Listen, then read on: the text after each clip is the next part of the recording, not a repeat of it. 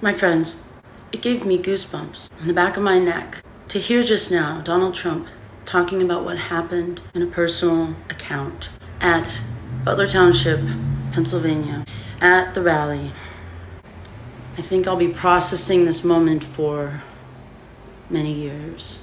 I have some commentary, opinion, and insight on not only the event, but the aftermath and the journalism coverage of it. I've got various short videos around social media. This is kind of a little bit longer because I'm recommending a book that you read that really changed my life.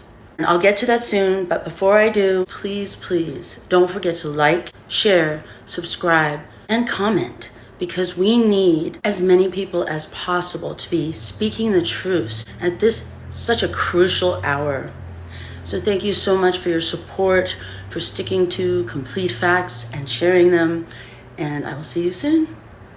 Give me your comments.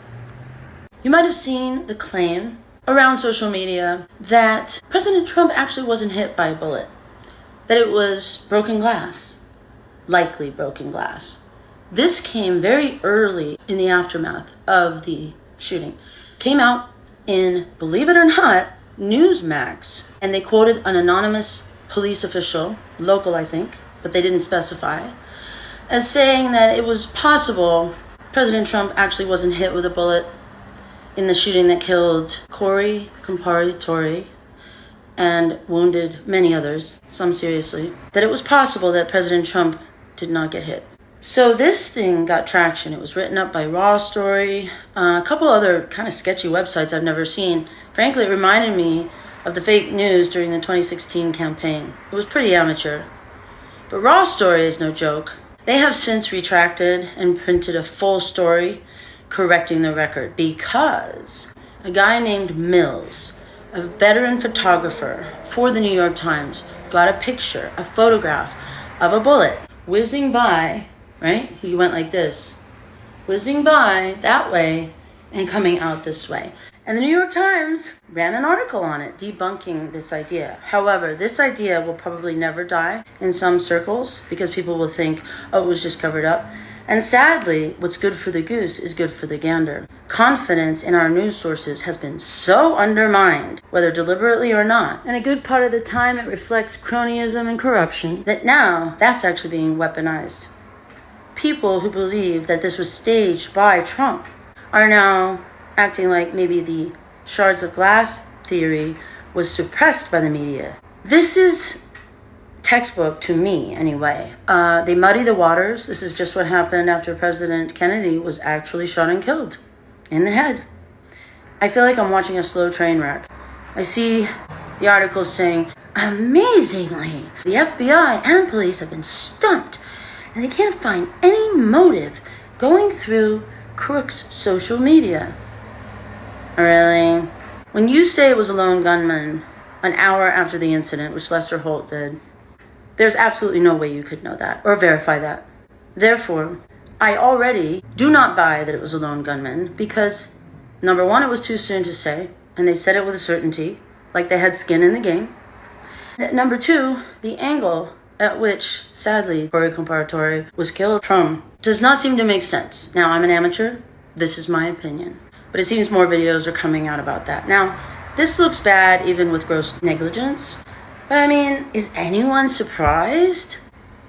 I'm not. Not by any of it, from start to finish. But wait, there was another rumor on Twitter, a post that was liked 13,200 times and shared 40,000 times, had a photo of J.D. Vance and Trump without a bandage on his apparently right ear. And the caption said, the top part of his ear grew back. And it added, yes, this is from today. Well, it turns out it wasn't from, quote, today. It was from 2 years ago. J.D. Vance is wearing maybe even the same suit, I'm not sure. Here's the photo in The Guardian as it was used at that time. See?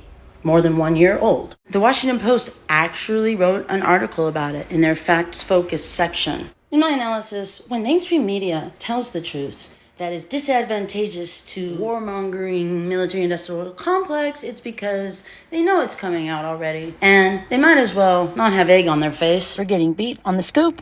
Okay, now for the book recommendation. But I just also want to say I have a lot of thoughts on what people call both sidism. your duty as a journalist. So I'm going to put the link in the description box so you can hear my thoughts on all these concepts and loaded words that are being bandied about these days, because it matters.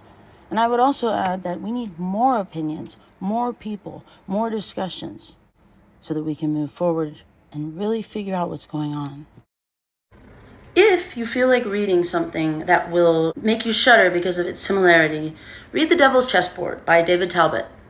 He was the co-founder of Salon.com. He's not a fan of Trump, but what he writes about the Kennedy assassination is absolutely amazing that it hadn't come out before. It was based on available evidence, and it's all true, and it never came out.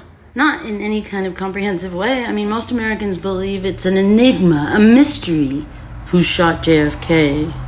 So get the book, The Devil's Chessboard by David Talbot. I think it was Providence that led me to it. I listened to it, the audio version. It will knock your socks off. It's very relevant and important. Don't forget to subscribe, share, like, comment, and above all, keep calm and share complete facts.